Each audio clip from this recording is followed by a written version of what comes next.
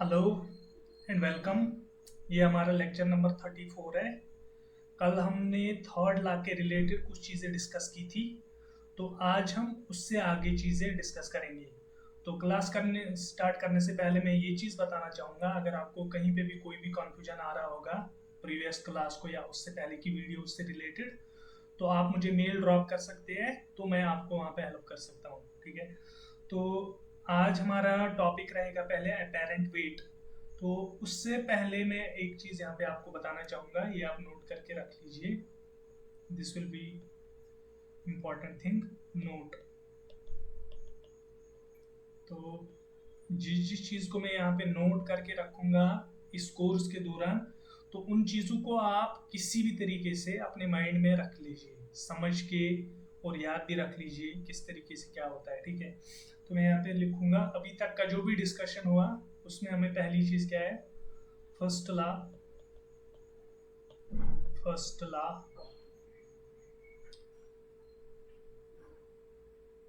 defines force, defines force। Force क्या है, ठीक है।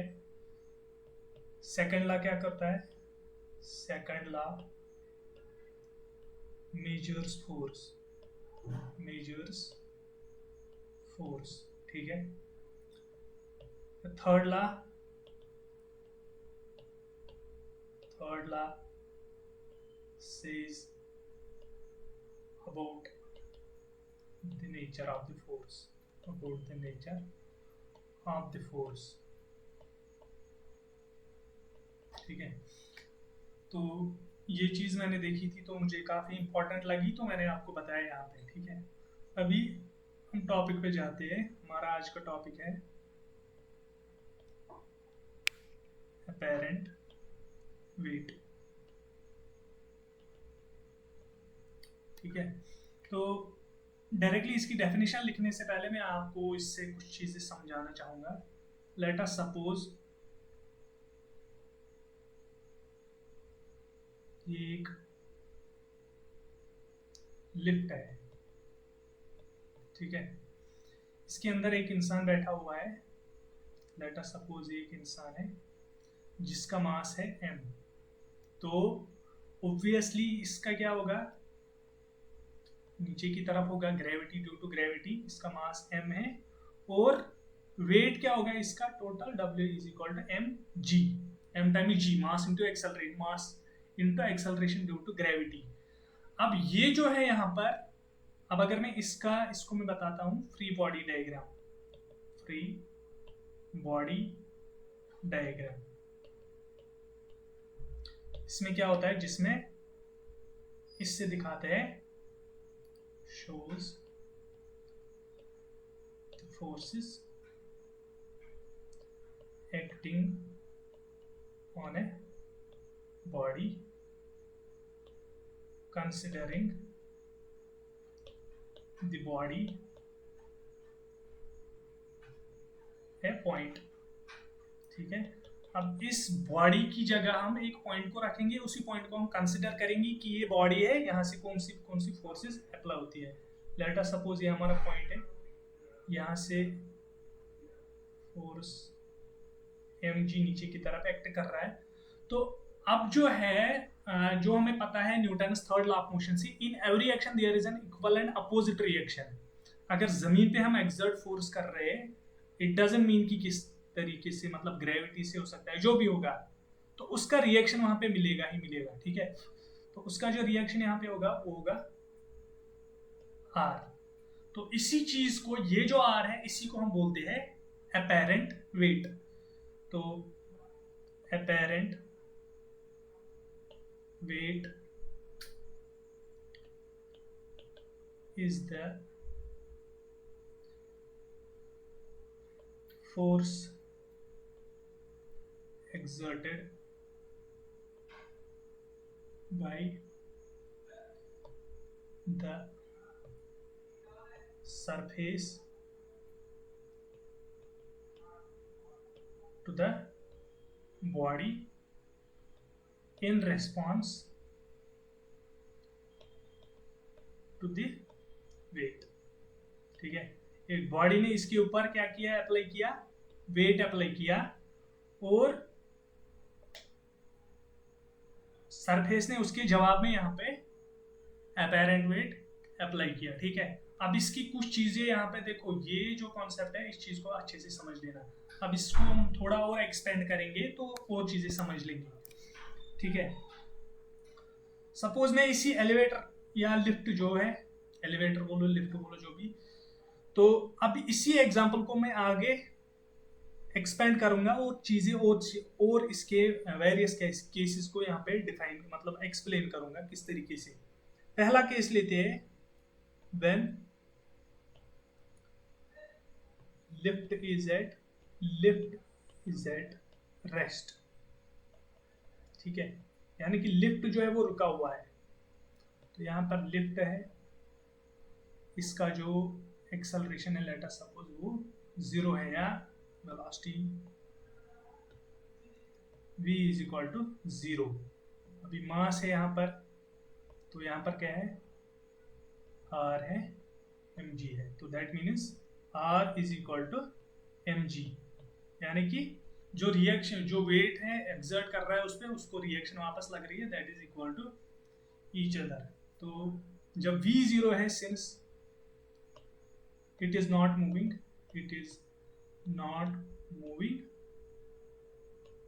hence v is equal to 0 and implies a is equal to 0। हो गया पहला case. Second case, when lift is moving with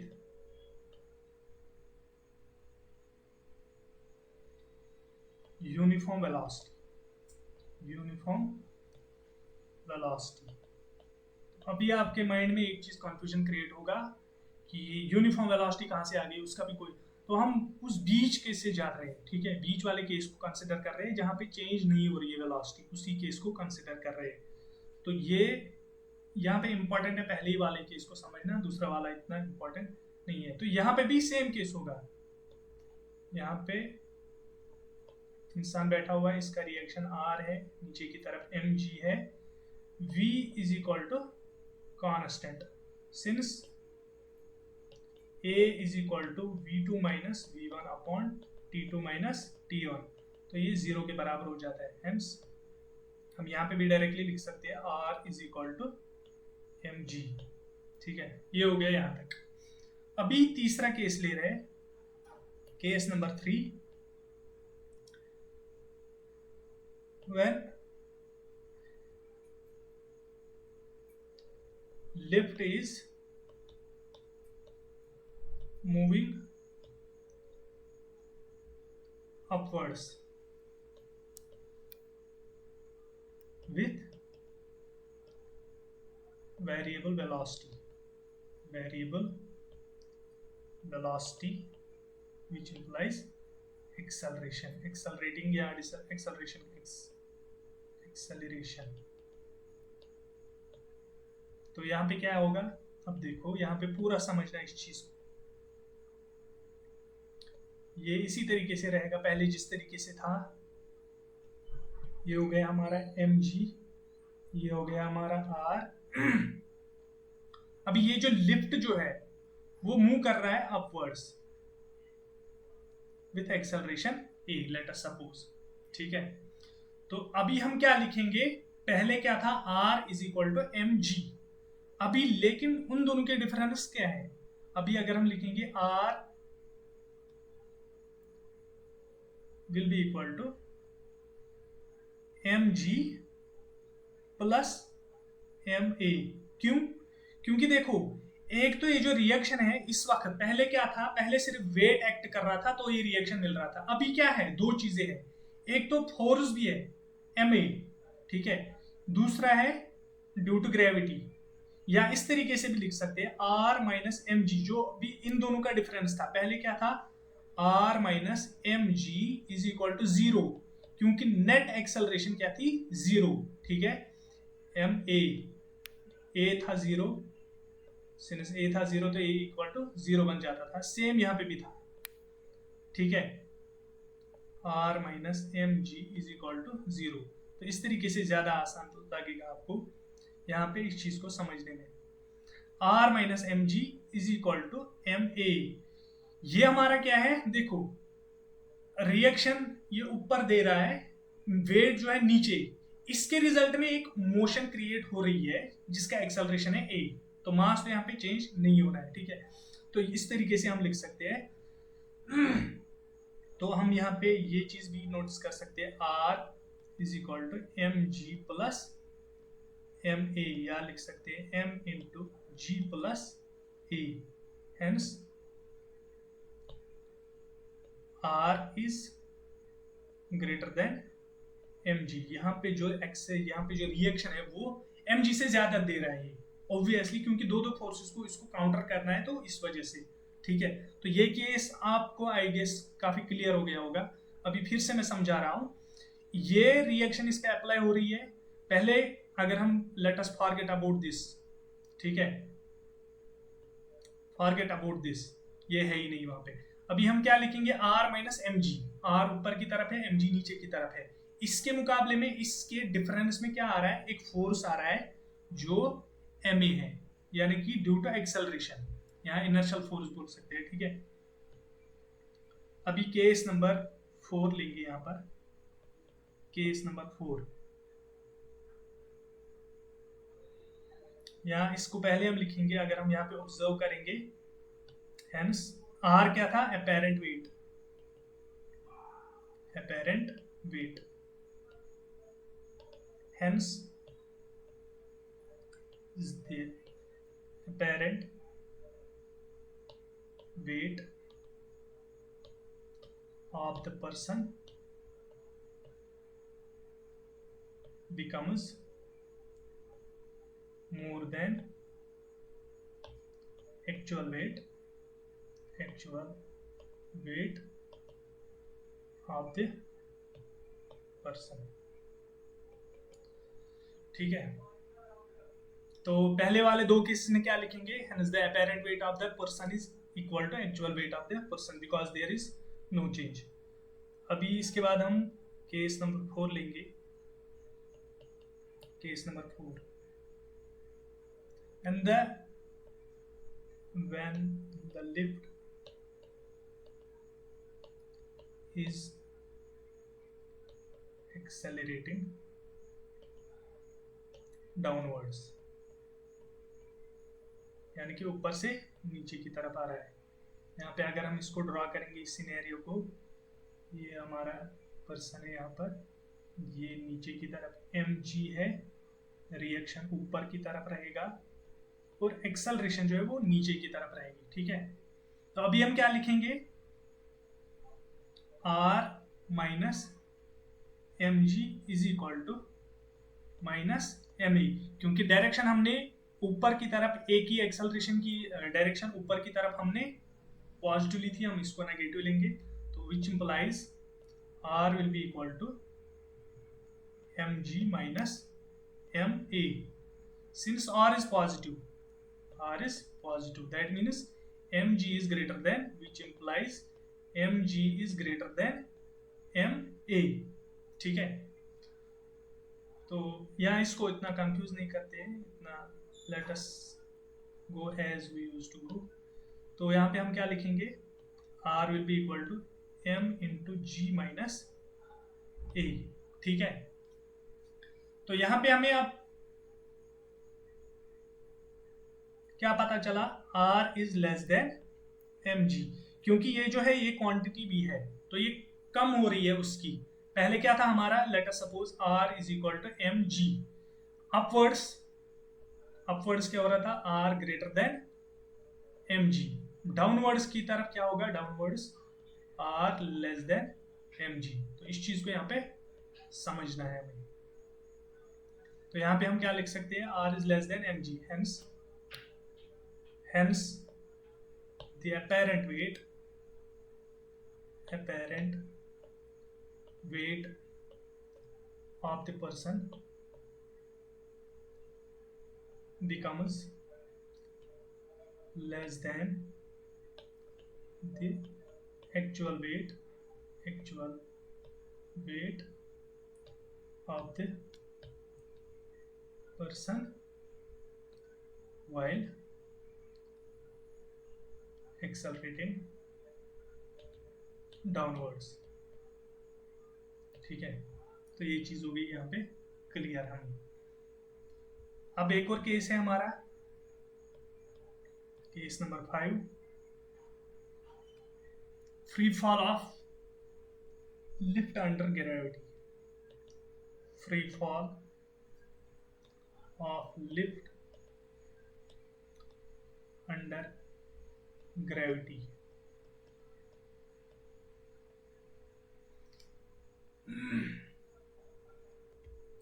इसका मतलब क्या है, जब ग्रेविटी के अंडर वो फॉल कर रहा है, दैट मीन्स कि एक्सेलरेशन ड्यू टू ग्रेविटी, यानी कि एक्सेलरेशन जो भी है वो है ड्यू टू ग्रेविटी। तो किस तरीके से होगा यहाँ पर, सेम आर एम जी और जी।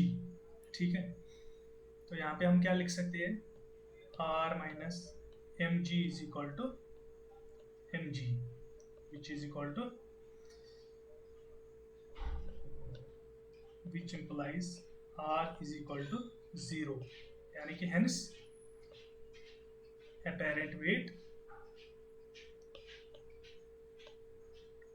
becomes 0 while free fall। ठीक है, तो अब एक और केस भी है, तो मैं चाहूंगा कि वो केस आप खुद करो जब एक्सेलरेशन जो है नीचे की तरफ, डाउनवर्ड जो एक्सेलरेशन है वो ग्रेटर देन जी होगी, तो उस केस में क्या होगा, तो आप मुझे बता सकते हैं वो चीज।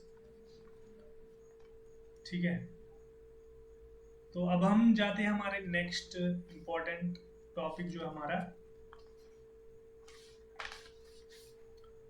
वो है हमारा कनेक्टेड मोशन। कनेक्टेड मोशन, या इसको बोलते हैं कांस्टेंट मोशन भी। तो इसके ऊपर काफ़ी सारे क्वेश्चंस आते हैं, जो पुली वाले क्वेश्चंस होते हैं वो काफ़ी इंपॉर्टेंट होते हैं, तो ऑलमोस्ट हर बार वो आते हैं।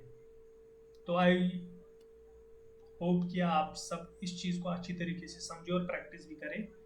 ठीक है, तो इसके ऊपर हम काफ़ी सारे प्रॉब्लम्स भी सॉल्व करेंगे। अभी के लिए हमारे लिए क्या है कि हमें कॉन्सेप्ट को समझना है यहाँ पर। ठीक है, तो मैं यहाँ पे क्या करूँगा, लेट अस सपोज मेरे पास एक पुली है,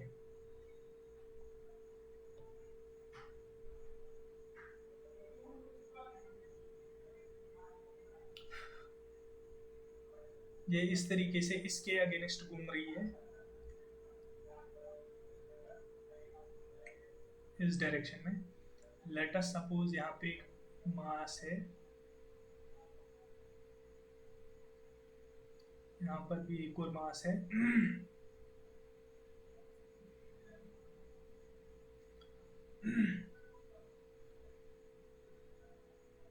Let us consider this as m1, this is m2।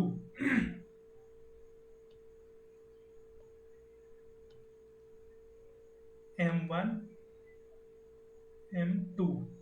अब देखो क्या होगा यहाँ पर, अभी इसकी वजह से जो मास होगा वो नीचे की तरफ होगा,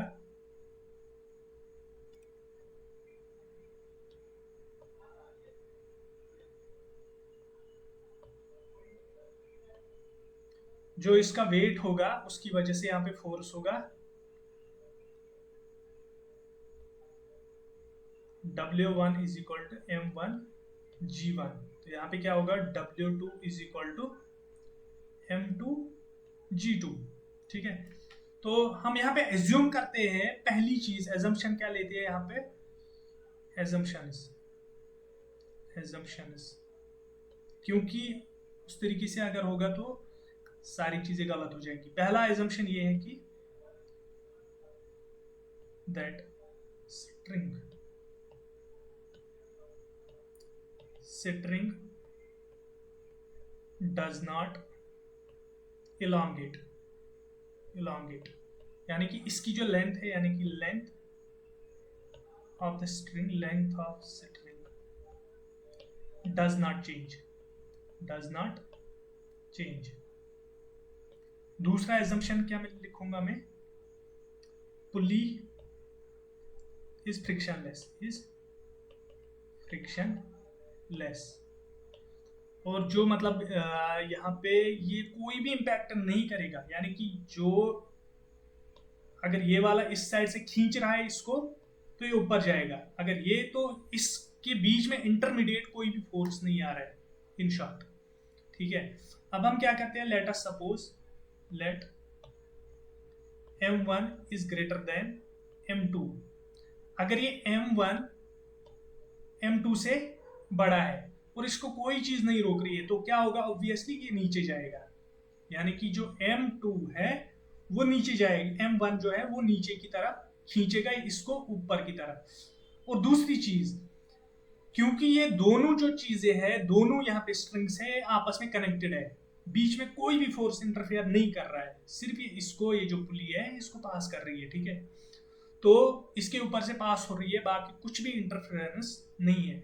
तो दैट मीन्स कि ये जो स्ट्रिंग है इसमें मतलब एक इंसान वहां से एक, फॉर एग्जाम्पल मैं इसमें ये जो पेन है मेरे हाथ में अभी, इसको मैं खींच रहा हूं, अगर मैं यहाँ से ज्यादा फोर्स लगाऊंगा, यहाँ कम, तो फोर्सेस तो दो हाथों के, मतलब इसका ज्यादा है, इसका कम है. अभी जो इसमें जो इम्पैक्ट क्रिएट होगा वो सेम होगा, जो यहाँ पे होगा वो यहाँ पे भी होगा. ठीक है, अभी वो चीज अलग है कि ये मूव इस साइड में करेगा, लेकिन इसमें जो दबाव जो होगा वो सेम होगा एंड टू एंड.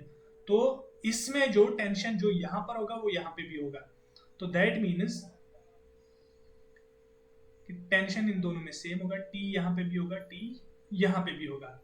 ठीक है, अभी जो कि ये वाला जो है ये बड़ा है, मास m ज्यादा है m2 से, तो दैट मीन्स कि ये नीचे की तरफ जाएगा, ये नीचे की तरफ जाएगा.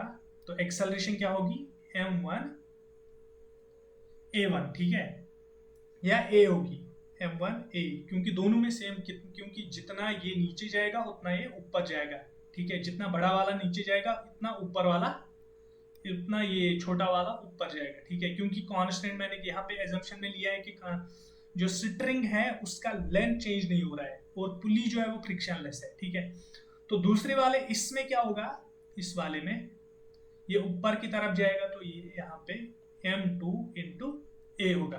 ठीक है, अभी मैं जाऊंगा फ्री बॉडी डायग्राम में, यहाँ पे फिर से प्रैक्टिस होगा आपको. Draw free body diagram of m1 and m2 we get. ठीक है, क्या होगा, ये हमारा m2 है, तो इसके ऊपर ये जो फोर्स एक्ट करेगा नीचे की तरफ वो है m2 इंटू जी. ऊपर की तरफ क्या फोर्स है, T, और क्या है m इंटू ए. ठीक है, फिर दूसरा वाला जो है m1, उसमें ये होगा m1 इंटू जी, ऊपर की तरफ T होगा, नीचे की तरफ अगेन फिर से क्या होगा m1 इंटू ए. ठीक है, तो ये चीजें क्लियर हो गई हमें. यहाँ पे हमने इस चीज को लिया और इस चीज को लिया, बाकी कुछ भी नहीं किया. ठीक है, तो अभी मैं इनकी इक्वेशंस लिखूंगा. मैं क्या लिखूंगा, T minus m2g, recall that जो हमने पीछे पढ़ा अपेरेंट वेट में, उसी तरीके से T ऊपर की तरफ है, नीचे की तरफ है m2 into g is equal to ma, क्योंकि ऊपर की तरफ जो एक्सेलरेशन है उसको मैं पॉजिटिव ले रहा हूं, is equal to ma.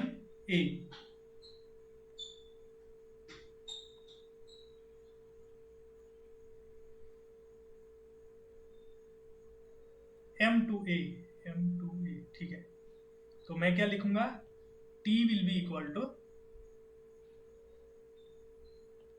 m2g plus m2a.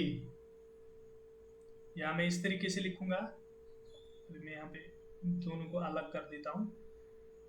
T will be equal to m2 into g plus a. ठीक है, इक्वेशन नंबर 1। अभी यहाँ पे फिर से मैं क्या लिखूंगा, t minus m1g will be equal to minus m1a। ठीक है, तो यहाँ पे क्या लिखूंगा मैं फिर, t will be equal to m1g minus m1a। t will be equal to m1 into t will be equal to m1 into g minus a. ठीक है, इक्वेशन नंबर 2 है।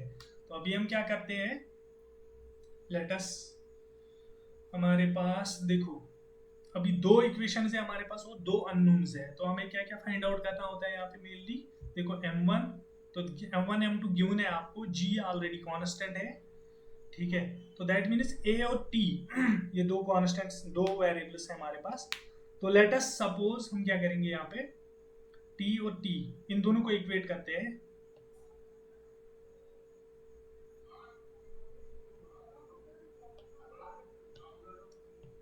To find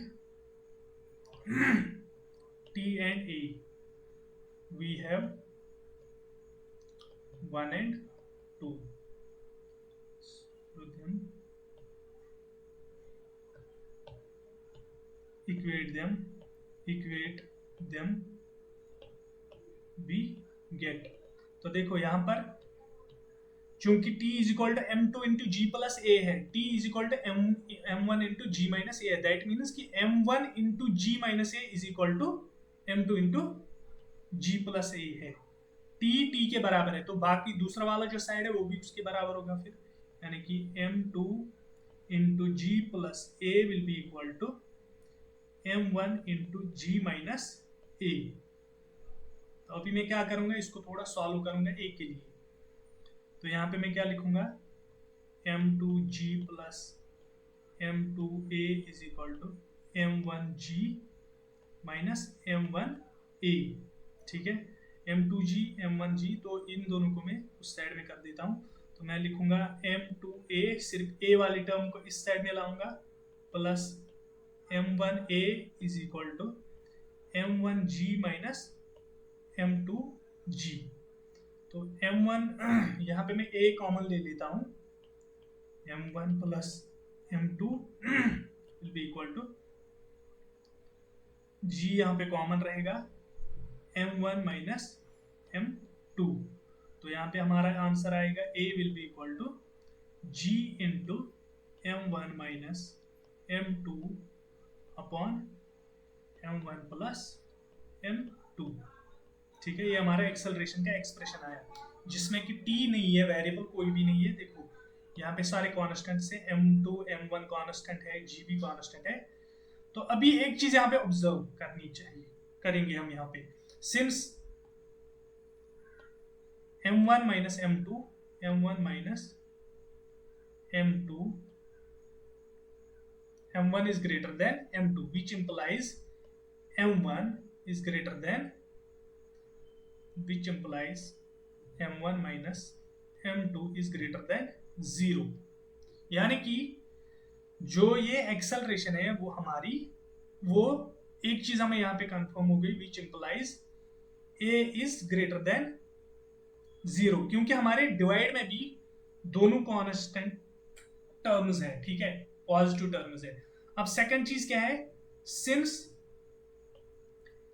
m1 plus m2 is greater than m1 minus m2, तो which implies m1 minus m2 upon m1 plus m2 is less than 1। क्यों? क्योंकि नीचे वाला denominator जो है वो बड़ा है किससे, न्यूमरेटर से, m1 minus m2। तो उसका मतलब क्या हुआ, which implies a is equal to g into, let us suppose x, but x is less than 1, where x is equal to x। ठीक है, ये जो x है ये लेस देन 1 है, तो अब अगर हम g को मल्टीप्लाई करेंगे लेस देन 1 से, तो उसको वो g का जो 9.81 है या 10 रखो जो भी, तो उसको वो रिड्यूस करेगा ना, तो that means hence a is less than g, यानी कि जो हमारी यहाँ पे एक्सेलरेशन है ड्यूरिंग दिस कनेक्टेड मोशन वो क्या होती है, that will be always less than g until and unless any force is applied there। ठीक है, तो अब अगर इस तरीके से हमारी कोई मोशन है तो वहां पे ये चीज आपको ऑब्जर्व करनी पड़ेगी डेफिनेटली। देखो ये चीज यहां पर देखो ये चीज, ठीक है। तो अभी अगर इन चीजों को आप अच्छे से पूरी तरीके से, तो आप कहीं पे भी मैकेनिक्स में इस तरीके की प्रॉब्लम्स में नहीं फंसेंगे। दिस इज माई चैलेंज, ठीक है। तो ये काफी इंपॉर्टेंट चीज है, इसको आप 2-3 बार देख लीजिए। यहाँ पे कुछ भी नहीं, बस सिंपल मैंने इसको सॉल्व कर दिया, ठीक है। अब हमें क्या फाइंड करना है नाउ, अभी हम t के लिए इसको सॉल्व करेंगे।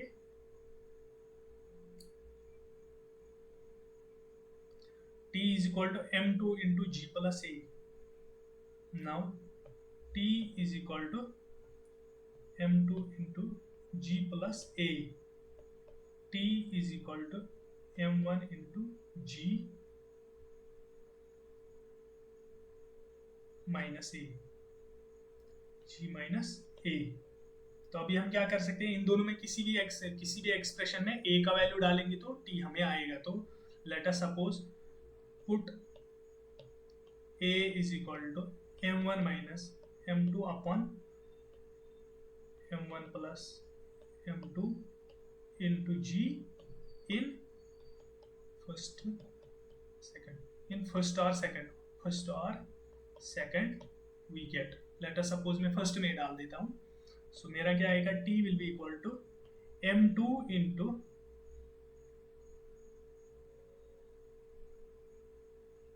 m2 इंटू g प्लस ये सारा expression m1 minus m2 upon m1 plus m2 into g,